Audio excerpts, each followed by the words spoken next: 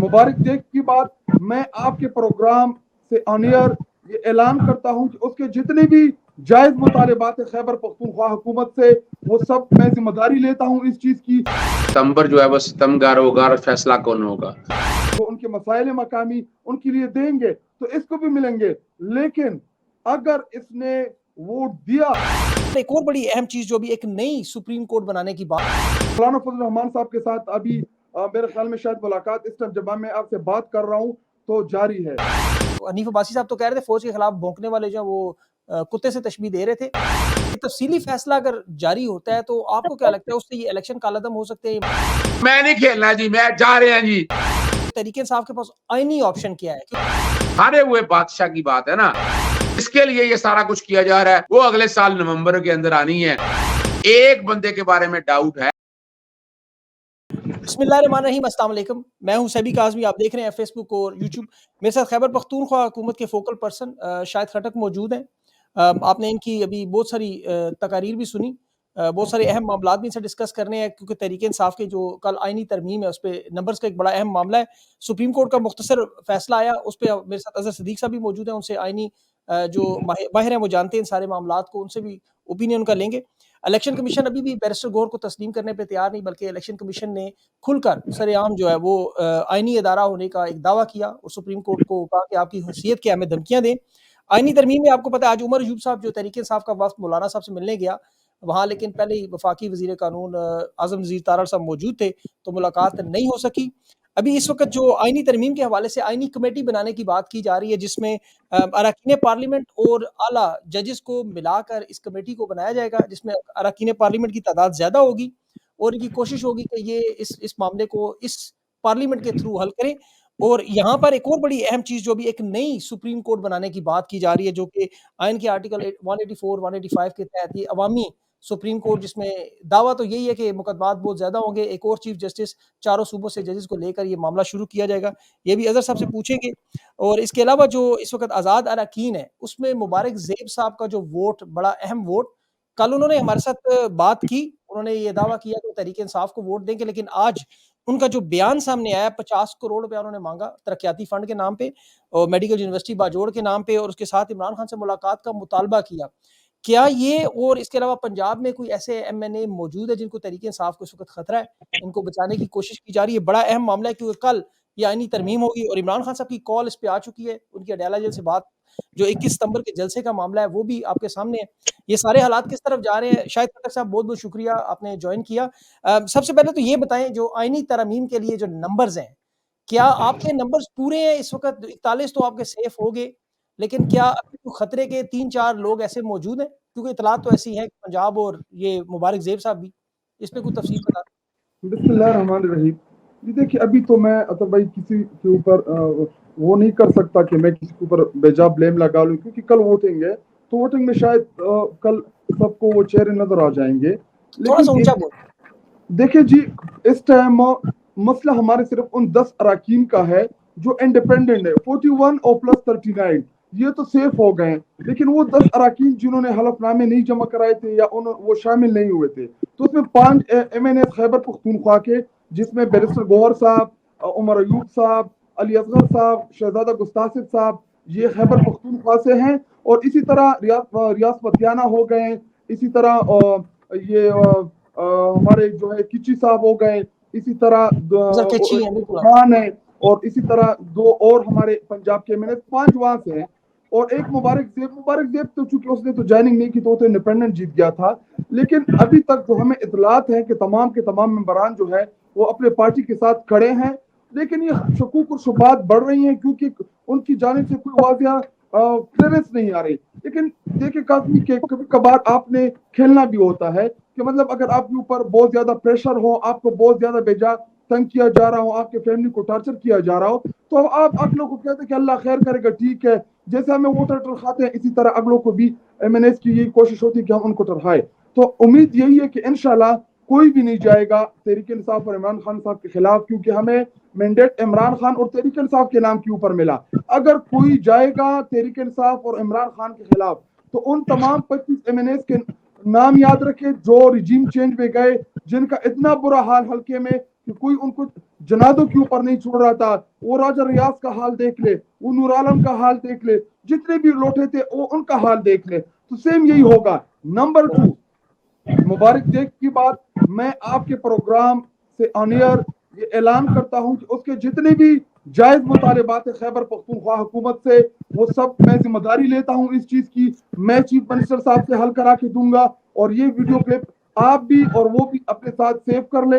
اس کے تمام مسائل میں حل کروں گا پارٹی کے ساتھ. اس سے پہلے بھی میں اس کو لے کر گیا چیف منسٹر صاحب سے, میں نے ان کی ملاقات کرائی. چیف منسٹر صاحب نے ان کے سر کے اوپر شفقت کا ہاتھ رکھا.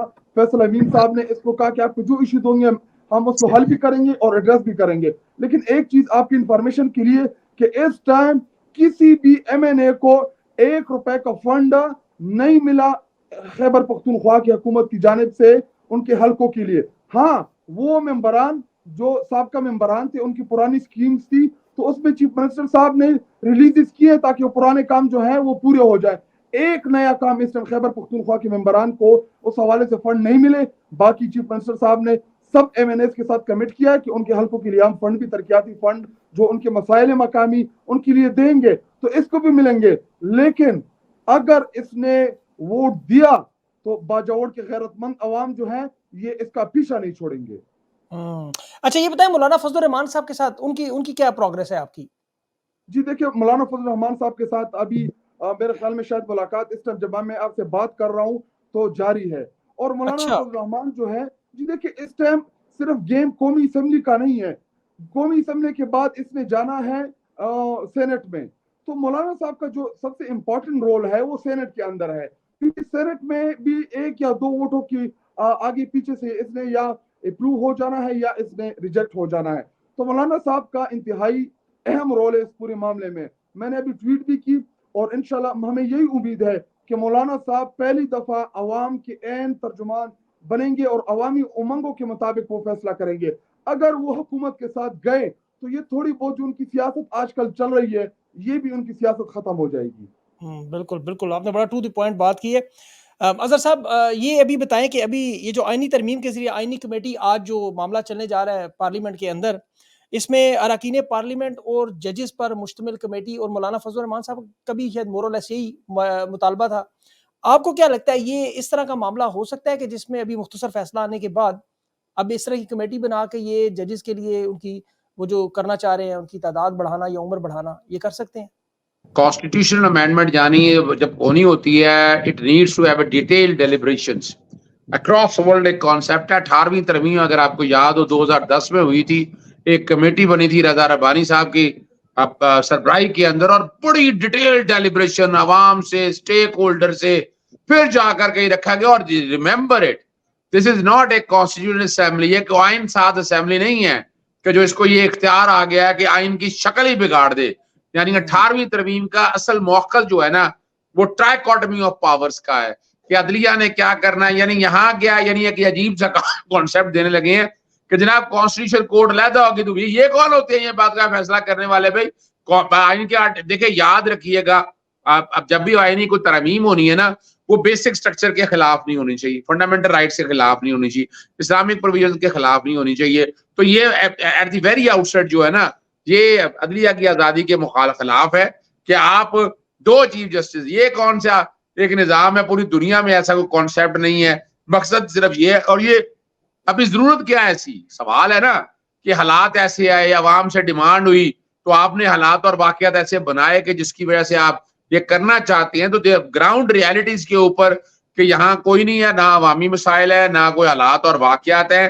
اس سارے کا ٹارگٹ کا ایک مقصد ہے کہ اس کو ہم کہتے ہیں ججز پیک کرنا, یعنی یہ بھرنے ہیں ججز کے ساتھ, اور اس کے لیے آلریڈی ججز کی تعداد ہو کہ اپنا قانون انہوں نے بنا لیے ہوئے ہیں. لیکن ہم یہ ساروں کو چیلنج کریں گے, آئینی ترمیم بھی چیلنج کریں گے, لیکن جو اصل بات ہے وہ سمجھیے گا کہ وہ کرنا کیا چاہ رہے ہیں. یعنی مبارک ثانی کے کیس کے بعد جسٹس قاضی فائز عیسیٰ کا سپریم کورٹ میں مزید ٹھہرنا, اور ویسے بھی ایک آدمی جب بوجھ بن جائے تو اس کو رکھنا بڑا مشکل ہو جاتا ہے. اب اس سے آگے کون سا جج چاہیے, وہ انہیں جسٹس امین الدین چاہیے. آپ کو یاد ہے بہت پہلے میں نے کہا تھا کہ 5 ججز, اور وہ آئینی ترمیم کا مقصد یہ ہے کہ سینیورٹی کی بجائے آپ 5 ججز میں چیف جسٹس سلیکٹ کریں, تو یہ بڑی زیادتی ہوگی. اس کے جو سینئر ہوں گے یعنی جیسے فوج میں ہوتا ہے تو بعد میں وہ استعفیٰ دے جاتے ہیں. یعنی آپ کیا یہ روایت کرنا چاہ رہے ہیں؟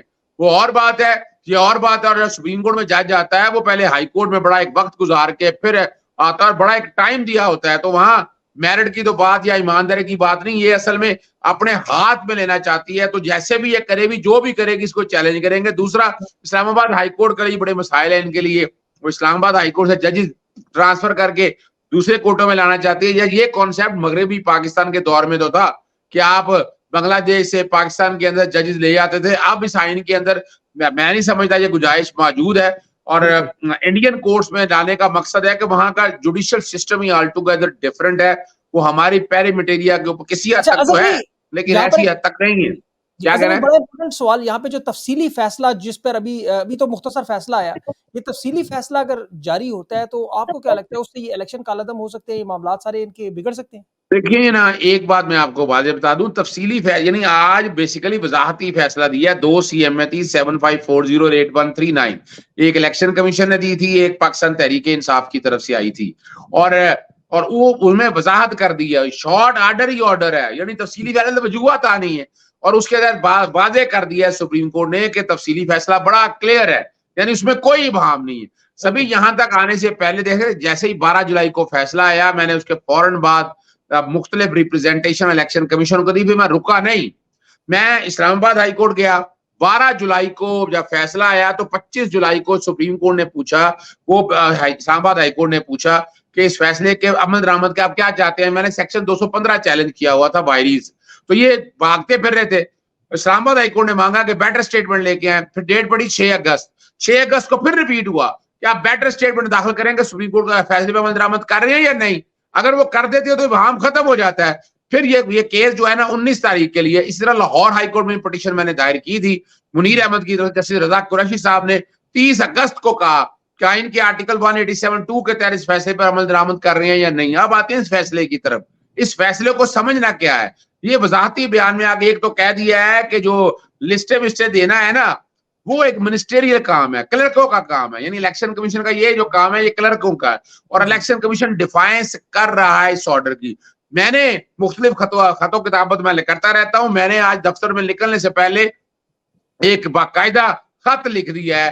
میں نے ذکر کیا ہے اسلام آباد ہائی کورٹ کی پٹیشن کا، لاہور ہائی کورٹ کا اور سپریم کورٹ کے لیٹسٹ فیصلے کا، کہ آپ ایک کلرک کی طرح کام کر رہے ہیں.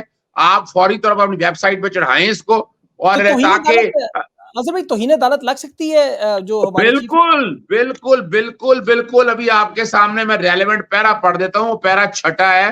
6 پیرے کی آخری 3 لائنیں بڑی کلیئر ہیں. سپریم کورٹ لکھتی ہے nonetheless the continued failure of, continued کا لفظ استعمال ہوا ہے، failure of and refusal by, refuse کر دیا اس نے، اس میں تو کوئی شک نہیں ہے. The commission to perform as legal binding obligation may as noted have consequences. This obligation must be discharged forthwith. فوری کا عمل کرنے کے لیے. اور کانسیکوینس کیا ہے؟ آرٹیکل 204 بڑا کلیئر ہے. اچھا ایک بات بڑی کرتے ہیں، اور یہ یعنی سمجھ نہیں ہے ان لوگوں کو نا. وہ کہتے ہیں الیکشن کمیشن ایک آئینی ادارہ ہے. وہ بھائی اٹارنی جنرل بھی تو ایک آئینی ہے، وہ آئین میں اندر لکھا ہوا ہے. ایڈوکیٹ جنرل ہے جی، آڈیٹر جنرل ہے. اور پھر تو سب کا اچھا وزیر اعظم بھی تو ایک آئینی ہے نا. وزیر اعظم کو میں نے فائر کرایا تھا یوسف رضا گیلانی کو، اور صدر پاکستان کے خلاف توہین عدالت کی کارروائیاں میں نے شروع کروائی تھی. تو یہ جو ہے نا یہ، اور آپ کو یہ بھی بتاتا چلوں 5 ممبر بینچ جو پورا کمیشن بھی بیٹھا ہو تو ہائی کورٹ کا ایک سنگل جج ان کا آرڈر کل عدم قرار دے سکتا ہے. یہ ہائی کورٹ کا اختیار ہے. تو الیکشن کمیشن جو کہ بڑا امپورٹنٹ سوال یہاں پہ، اگر یہ آئینی ترمیم فرض کر لیں، فرض کا لحاظ کرنے میں کامیاب ہو جاتے تو تحریک انصاف کے پاس آئینی آپشن کیا ہے؟ کیونکہ دوسری آپشن تو میں پوچھتا ہوں شاید خٹک صاحب سے، آئینی آپشن کیا ہے؟ دیکھیں ایک تو پہلی بات ہے، وضاحت آنے کے بعد جو میں نے آئینی طور پر چیلنج کیا ہوا ہے لاہور ہائی کورٹ کے اندر کے سیکشن 66 104 جو الیکشن ترمیمی ایکٹ آنے کے بعد یہ چاہ رہا تھا یہ سیٹیں ان پر چلی جائے مخصوص، تو وہ تو ختم ہو گیا کام. آئین کے آرٹیکل 51 106 کی ترمیم کر دی ہے. اب یہ کانسٹیٹیوشن امینڈمنٹ جہاں جہاں کرنا چاہ رہے ہیں، یعنی آرٹیکل 17 میں کرنا چاہ رہے ہیں، آرٹیکل 63 میں چاہ رہے ہیں کہ ووٹ دوسری طرف نہ جا سکے. یہ جو بھی کوئی ترمیم کرنے جائیں گے، ایک تو فارم 45 47 کے اوپر ہے اسمبلی، دوسرا ابھی الیکشن ہی نہیں ہو سکے، یعنی سینٹ کی سیٹیں ابھی تک دی نہیں، مخصوص جس کے اندر آئی نہیں ہے. وہ پہلے آپ اسمبلی تو پوری کرو نا، اسمبلی پوری کرو. یہ بنیاد اور ایسے ٹرائیکاٹمی آف پاورز کے درمیان پر، اور خاص ساتھ ان کا ایک ٹارگیٹڈ ایجنڈا ہے. یعنی اور جو کہ ڈیلیبریشن ہی کی ہیں, ہیسٹ میں کی ہیں, پرسن اسپیسیفک ہے, اس کا کوئی پبلک کو فائدہ کوئی نہیں ہونا, تو یہ ان ساری چیزوں کو میں نے تو اپنا ہوم ورک مکمل کر لیا, اور پاکستان تحریک انصاف بھی جو میری بات ہوئی ہے اس کے اوپر بھی کام مکمل ہے, تو وہ بھی چیلنج کریں گے اگر ایسا کوئی بھی کام کیا, عدالتوں میں دروازے کھلے اور ہم عدالتوں میں جائیں گے. بالکل صحیح, بالکل صحیح. شاہد کھٹر صاحب, یہ تو فرض کریں آج اگر یہ جس طرح نمبرز پوری کرنے کی کوشش کر رہے ہیں, آپ کے امیدوار بھی اغوا کرنے, انہیں توڑنے کی ہر ممکن کوشش کریں گے, اگر یہ کامیاب ہو جاتے ہیں فرض کریں آئینی ترامیم میں, جو لگ تو نہیں رہا لیکن فرض کریں, تو پھر آپ کی پارٹی کا لائے عمل کیا ہوگا؟ آپ اس پہ کیا اسٹریٹجی کو بنائی ہوئی ہے آپ؟ اگر کل ٹیبل کرتے ہیں اور یہ وہاں سے پاس بھی کرا لے تو ہم سپریم کورٹ آف پاکستان جائیں گے اس کے خلاف. ہم نے فیصلہ کیا ہوا ہے کہ ہم اس کو سپریم کورٹ آف پاکستان میں چیلنج کریں گے, اور یہ انشاءاللہ ادھر سے بھی قدم ہو جائے گا. لیکن یہ اصل میں یہ قاضی فائز عیسیٰ جو ہے, یہ سارا کا سارا ان حالات کے ذمہ دار جو ہے وہ چیف جسٹس آف پاکستان ہے, کیونکہ اگر وہ ہم سے بلے کا نشان نہ لیتے این اس دن جس دن نشان الاٹ ہوتا, تو آج یہ ہارس ٹریڈنگ کا ایشو نہ ہوتا. کبھی ہم سنی اتحاد کونسل میں ہیں, کب ہم پی ٹی آئی میں ہیں, کب ہم انڈیپینڈنٹ ہیں. تو اس کے تمام کی تمام ذمہ داری یہ سپریم کورٹ آف پاکستان کے چیف جسٹس کے اوپر عائد ہوتی ہے. اگر وہ ہم سے بلے کا نشان نہ لیتا, حالانکہ اس نے اپنے ایکسٹینشن کے لیے ہمارے 3 MNAs کے ریکاؤنٹ کے آرڈر کرائے, اور ہمارے اس ٹائم 100 سے زیادہ پٹیشن ہے اس میں ٹریبیونلز میں, اور ٹریبیونلز میں یہ بھی نہیں کہ ہم نے ریکاؤنٹ کے لیے اپلائی کیا ہے, ہم نے صرف اور صرف فارم 45 ٹیلی کرنے کے لیے کہا ہوا کہ ہمارے فارم 45 ہمیں ٹیلی کر کے دے. وہ کیس نہیں سن رہا, 9 مئی کا کیس نہیں سن رہا, عمران خان صاحب کے جتنے بھی کیسز ہیں وہ نہیں سن رہے. عمران خان صاحب کو جب میں اس میں خود اس ہیئرنگ میں بیٹھا ہوا تھا کہ عمران خان صاحب کو جس طریقے سے یہ روک رہے تھے چیف جسٹس آف پاکستان, ان کو بات نہیں کرنے دے رہے تھے, تو یہ نیب ترامیم جو ہے یہ اس کی وجہ سے ہوئے. نیب ترامیم کا عمران خان کو فائدہ ہوا پرسنلی طور پہ, لیکن ملک پاکستان کا تو بیڑا غرق ہو جائے گا. ایک شاید بھائی یہ بتائیں, اچھا فیصلہ اپنے ٹینیور میں. شاید بھی ایک سوال یہاں پہ یہ بتائیں کہ ابھی عمران خان نے تو کہا ہے کہ قاضی صاحب کی اگر ایکسٹینشن کا معاملہ ہوا یا آئینی ترامیم انہوں نے چھیڑی تو پھر ہم لوگ سڑکوں پر ہیں. تو آپ لوگوں نے کہا ہے کہ علی امین گنڈا پور صاحب نے وقت دیا ہوا ہے 2 ہفتوں کا, 21 ستمبر کو لاہور آنا ہے. تو آپ لوگوں کی لاہور آنے کی تیاری مکمل ہے؟ کیونکہ رانا ثناءاللہ تو کہتا ہے اٹک پل نہیں کراس کرنے دیں گے, تو آپ لوگ کریں گے کیا؟ جی دیکھیں, اس ٹائم ملک میں غیر جمہوری حکومت ہے, فارم 47 کے ذریعے آئے ہیں, تو ان سے ہم کچھ بھی اچھا ایکسپیکٹ نہیں کرتے. اور رہی بات جلسے کی, تحریک انصاف پچھلے 28 سال سے جو تحریک انصاف کی پولیٹیکل جدوجہد ہے, ہمیشہ ہم پرامن رہیں. تو انشاءاللہ ہم لاہور میں پرامن جلسہ کریں گے, بینڈ باجے بارات کے ساتھ جائیں گے, وہاں پہ جلسہ کریں گے, اور انشاءاللہ پورے پاکستان بالخصوص ہمارے لاہور اور پنجاب کے تمام کارکنان غیرت مند پنجاب کی عوام اس میں انشاءاللہ لاکھوں کی تعداد میں پارٹیسپیٹ کریں گے. یہ جو ٹویٹ کا معاملہ ہے, عمران خان صاحب کی جو ٹویٹ آئی ہے جس پہ بڑا شور مچا ہے, جس پہ ان پہ غداری کا مقدمہ بھی انہوں نے بنا دیا, تو یہ کیا ٹویٹ ڈیلیٹ کریں گے آپ لوگ اس پہ؟ آج بھی بلاول بھی کہہ رہا تھا ٹویٹ دیکھیں, وہ پارٹی میں آج آپ کو پتہ ہے وہاں پارلیمنٹ میں تقاریر بھی کر رہے تھے کہ یہ دیکھیں فوج ہماری ہے, اور فوج کے مطلب وہ حنیف عباسی صاحب تو کہہ رہے تھے فوج کے خلاف بھونکنے والے جو وہ کتے سے تشبیہ دے رہے تھے, لیکن فوج کے خلاف بولتا کون ہے؟ وہ خواجہ آصف کا کہہ رہا تھا, وہ اپنے لیڈر نواز شریف کا کہہ رہا تھا, وہ مریم نواز کا کہہ رہا تھا. جو ان کی جتنی بھی تقاریر ہیں وہ ابھی میں دیکھ رہا تھا ٹویٹر پہ, کسی نے بڑے بہترین طریقے سے ایڈٹ کیے کہ جو فوج کے خلاف بولتا ہے وہ کتا ہوتا ہے. تو بس ٹھیک ہے, اپنی لیڈرشپ کو گالیاں, ان کا وطرہ یہ گالیاں دیتے ہیں اور دیتے رہیں. اچھا, بلاول صاحب نے بھی ایک جلدی سے ان سے یہ سٹیٹمنٹ ہے, پھر اظہر صاحب کے پاس جانا ہے, کہ بلاول صاحب نے بھی کہا کہ علی امین صاحب گنڈا پور افغانستان اس لیے نہیں جاتے کہ وہاں انہیں روک لیں گے. تو یہ خود کیوں نہیں جاتے افغانستان؟ جب یہ فارن منسٹر تھے تو کبھی نہیں گئے.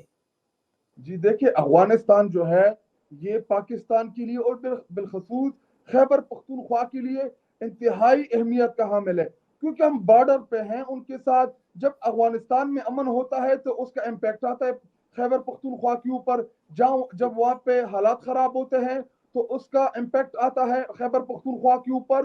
اور میں ایک آپ کو چیز واضح کروں کہ خیبر پختونخوا کی عوام نے صرف 3.5-4 سال وہ عمران خان اور تحریک انصاف کی حکومت میں سکھ اور چین کا سانس لیا تھا, کیونکہ نہ کوئی بم بلاسٹ تھے وہاں پہ, نہ وہاں پہ امن و امان کی صورتحال خراب تھی. اور ہم نے خیبر پختونخوا کو ٹیررزم سے ٹورزم کی طرف ہم لے کے گئے. پنجاب سے 15-20-25 لاکھ سالانہ سوات میں لوگ ٹورزم کے لیے آتے تھے. ہمارے خیبر پختونخوا کی گلیات ایریاز میں ہمارے پورے پاکستان اور پوری دنیا سے لوگ ٹورزم کے لیے آ رہے تھے.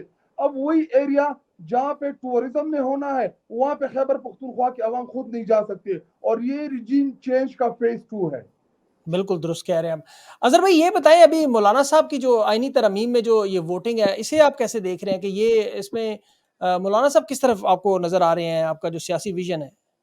اچھا دیکھیں میں اب حقائق پہ بتا دیتا ہوں. جب مولانا صاحب نے وہ اپنے سینٹ کے ممبران کو لکھا آرٹیکل 63 کے کانٹیکس میں, تو انہوں نے لکھا ابھی ہم نے آئینی مسودہ دیکھا نہیں, اس لیے آپ نا باقاعدہ اس پہ کو ووٹنگ مت کیجیے کہ آپ نے کرنا نہیں, یعنی یہ نہیں کہا تھا کہ آپ نے کرنی نہیں ہے.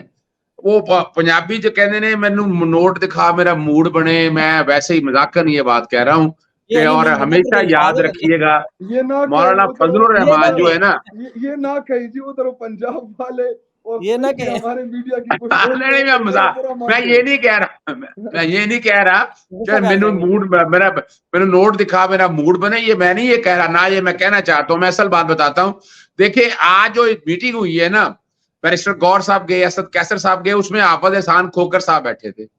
اب حافظ احسان کھوکر صاحب ہر ایک کو پتا ہے گیٹ نمبر 4 پہ کتنا آنا ہے, ٹی وی پہ کس کی نمائندگی کرتے ہیں, ان کا وہاں پر موجود ہونا یہ ثابت کرتا ہے کہ وہ باقاعدہ مولانا فضل الرحمان ذہن بنا بیٹھے ہیں کہ انہوں نے آئینی ترمیم کے حق میں ووٹ دینے ہیں. یہ میری پریڈکشن سمجھ لیں, میرا اندازہ سمجھ لیں اس بات کو. لیکن کیا اس کے اندر جو اس وقت جمعیت علماء اسلام کے اندر جو دھڑے ہیں, ان کے کچھ مسائل آپس میں چل رہے ہیں, جو میرے پاس انفارمیشن ہے کہ دیر از اے پاسبلٹی کہ شاید سارے نہ آئے, لیکن مولانا فضل الرحمان کی یہ کوالٹی ہے کہ وہ اپنا ایک بندہ بھی ہلنے نہیں دیتے. ہم گئے تو ہوئے ہیں وہاں پر, لیکن ہمارے پاس دینے کے لیے ہے کچھ نہیں ہے. وہ کیا مانگ رہے ہیں ہم سے, چلیں وہ بتاتا ہوں. وہ سینٹ کی سیٹیں مانگتے ہیں آپ سے 2 سیٹیں مانگتے ہیں سینٹ کی. وہ 2 سیٹیں اگر آپ دے دیں گے تو ہو سکتا ہے کوئی بارگین ہو جائے, ورنہ تو حالات اور واقعات آپ سمجھ سکتے ہیں کہ کیا ہے کیا نہیں ہے. اظہر بھائی یہ بھی تو پاسبلٹی ہو سکتی ہے, مولانا صاحب ہو سکتا ہے تحریک انصاف سے الائن کریں اور نیکسٹ جو الیکشن ہے اس میں صدارت مانگ لیں. ابھی سینٹ کی تو ابھی کے پی میں ہونے ہیں, تو 2 سیٹیں دینے میں کوئی اتنا دیکھیں مولانا فضل الرحمان پچھلے 25-30 سال سے میں دیکھتا آیا ہوں کہ وہ اسٹیبلشمنٹ کے ساتھ چلتے ہیں.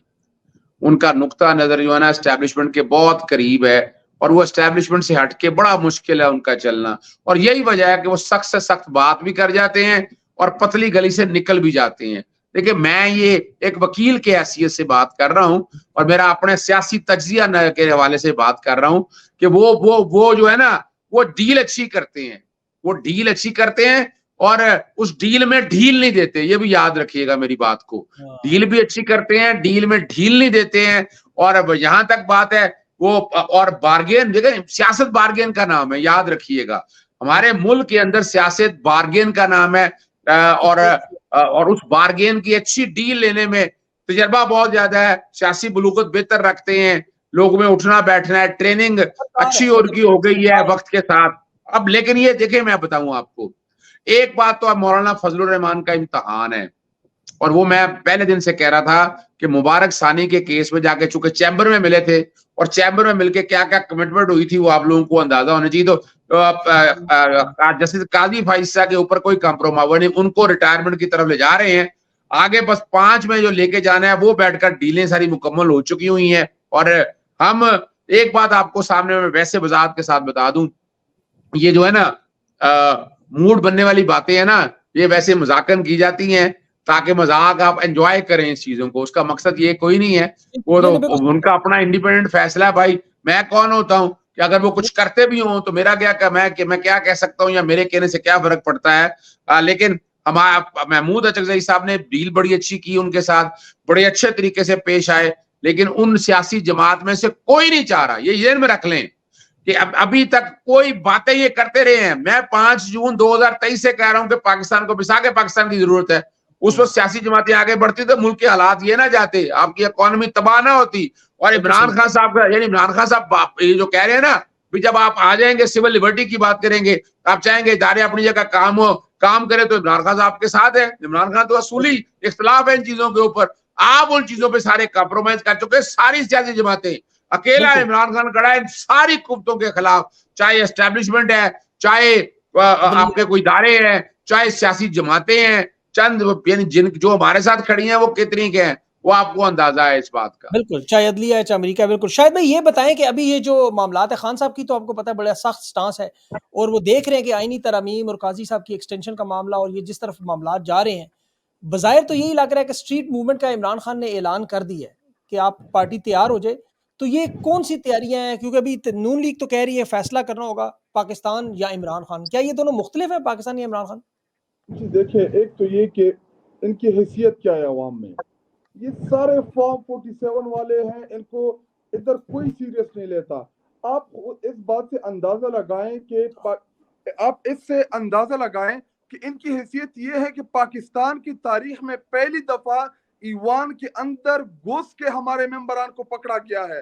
اگر یہ پارلیمنٹ مضبوط ہوتی، اس پارلیمنٹ کی پیچھے عوام کی طاقت ہوتی، تو یہ کبھی نہ کرتے. تو آپ خود ہی اندازہ لگا رہے ہیں، یہ بیچارے جو ہیں یہ خود ان کے ہاتھ پاؤں جو ہے یہ بندھی ہوئے ہیں.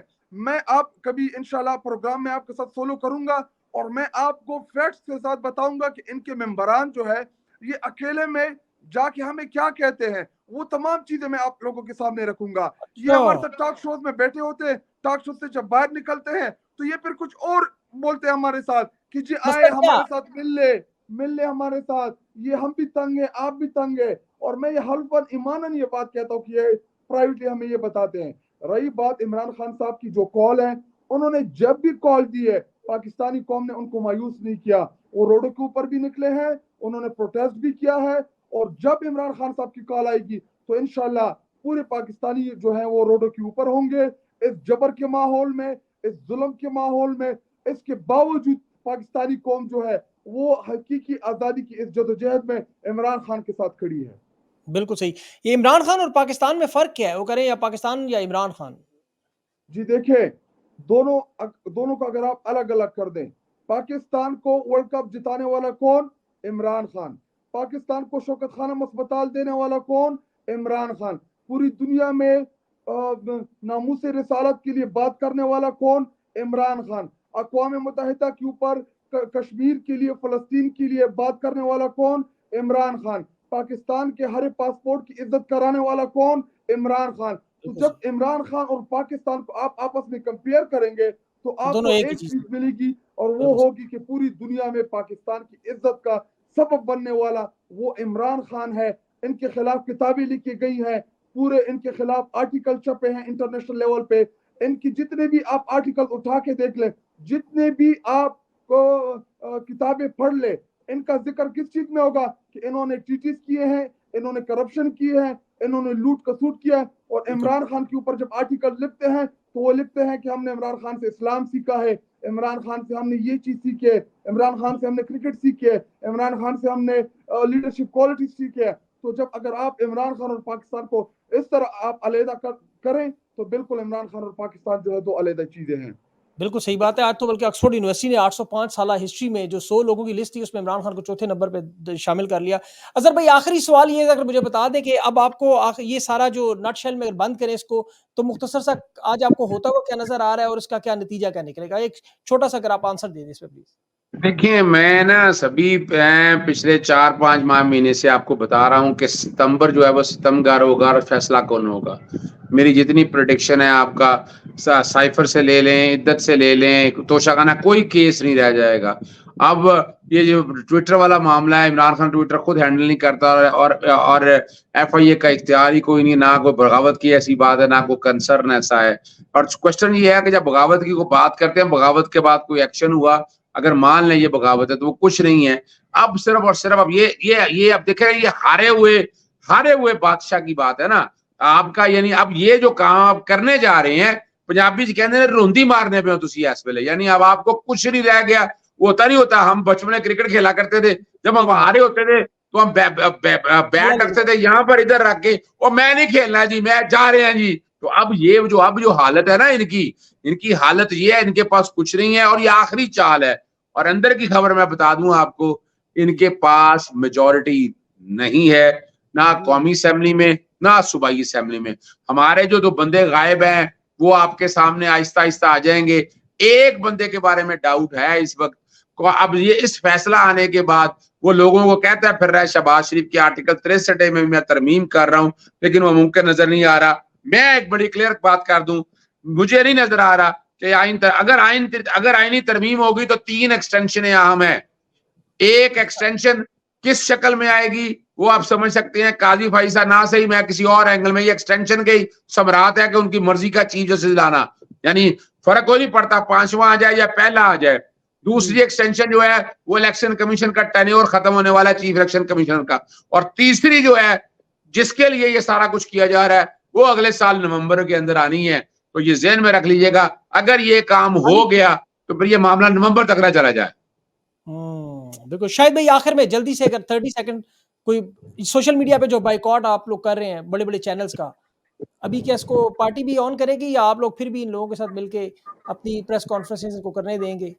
جی دیکھیں, ایک تو یہ کہ میں ذاتی طور پہ ان بائیکاٹ کے فیور میں نہیں ہوں. اس کی بنیادی وجہ یہ ہے کہ جب جدھر ہم نے فورمز چھوڑے ہیں تو ان فورم سے یہ پھر ہمارے خلاف پروپیگنڈا کرتے ہیں, وہ تو ابھی بھی ہو رہا ہے بناتے شاید ہیں. وہ تو پروپیگنڈا تو ابھی بھی ہو رہا ہے, تصویر خان کی نہیں لگاتے, جی پروپیگنڈا تو آپ دیکھیں وہ آج میڈیا میں جو بیٹ رپورٹرز تھے, میں نے ان کے ساتھ ملاقات ہوئی, میں نے ان کو کہا کہ جی آپ لوگوں نے کہا کہ چیف منسٹر صاحب نے نام نہیں لیے, تو ان کی طرف سے نام آ گئے ہیں اور ہم پوری پارٹی اس کو انڈورس کرتے ہیں. تو اگر اس کے بعد بھی آپ کی کوئی شکوک و شبہات ہے, ہم جانے تھے, غریدہ فاروقی جانے تھے, 4-5 وہ اینکرز جانے, تو آپ لوگوں کا تو اب اس میں کوئی کام نہیں رہا. تو انہوں نے اس بات کو ایڈمٹ کیا. میں نے کہا جی ابھی چیف منسٹر صاحب نے نام لے لیے, تو اب اس کے بعد چیف منسٹر صاحب جانے, تحریک صاحب جانے, تو وہ اینکرز جانے, تو ان کے بعد جو ہے وہ ٹھیک ہو گئے ہیں.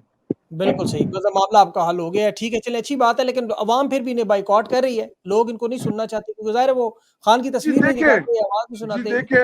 جی دیکھیں یہ سوشل میڈیا کا دور ہے. ہم جاتے ہیں ٹی وی کے پروگرامات میں, لیکن ہمیں پتہ ہے کہ ٹی وی کے پروگرامات اب لوگ کتنے اس میں انٹرسٹ نہیں لیتے ہیں. 9 مئی کے بعد جو پلانٹڈ انٹرویوز ہوئے, جن ہمارے تحریک انصاف کی لیڈرشپ کو ادھر لا کے بزور بازو بزور جبر ان کے جو پلانٹڈ انٹرویوز ہوئے, اس کے بعد میڈیا جو ہے اس نے اپنی کریڈیبلٹی لاس کر دی. وہ ختم اینکر ہو گیا. جنہوں نے پلانٹڈ انٹرویوز کیے, میڈیا کے دوست ان کے اوپر لان تان کر رہے ہیں, تو اس کے بعد میڈیا کی کریڈیبلٹی بہت زیادہ خراب ہوئی جب انہوں نے وہ انٹرویوز کیے. صداقت عباسی کا انٹرویو ہوا, یا اسی طرح اور جو ہمارے بیچارے ایم این اے سابقہ ان کو بٹھا کے جس طریقے سے, یا آپ عثمان ڈار کو لے لے, تو وہ تو پوری دنیا جانتی ہے کہ ان کا انٹرویو بالکل کس نے صحیح. کیا اور کیسے ہوا. بالکل. شاہد بھائی بہت بہت شکریہ, آپ کا وقت کی کمی ہے. اظہر بھائی آپ کا بھی بہت بہت شکریہ, آپ نے اپنا قیمتی وقت بھی دیا اور بڑی اہم باتیں جو ہے عوام کے سامنے رکھی. امید ہے آج جو بھی ہوگا وہ عوام کے سامنے آئے گا. اللہ کرے پاکستان پر اپنا رحم و کرم, کیونکہ اس وقت جو حالات ہیں وہ مجھے تو بہتر نظر نہیں آ رہے. آپ لوگ کا انالیسس یہی ہے. اللہ تعالیٰ پاکستان کو اپنی حفظ و امان میں رکھے. آپ لوگوں کا بہت بہت شکریہ.